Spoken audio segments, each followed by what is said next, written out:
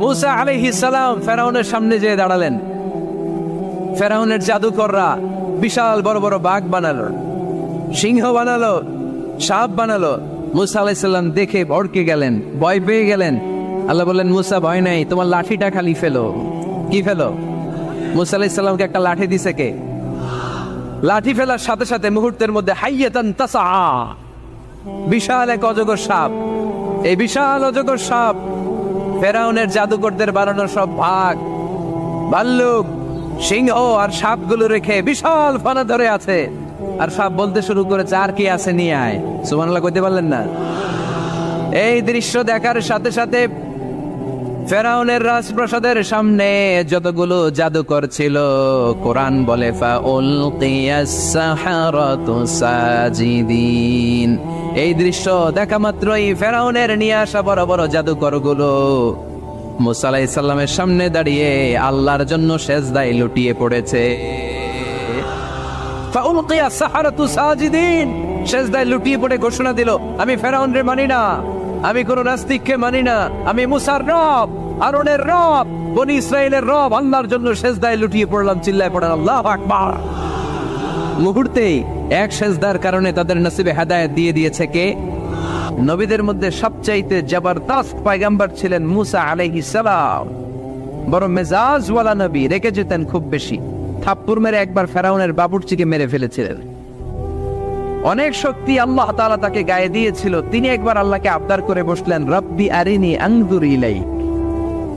আল্লাহ, আপনি বলেছেন আপনারা দেখা যায় না, কিন্তু আমি দেখতে চাই। আমি কি করতে চাই? জোরে বলেন। আল্লাহ বললেন, লান তারানি, never you can see me, never you can see me. তুমি আমাকে দেখতে পাবে না, কারণ আমাকে দেখা যায় না।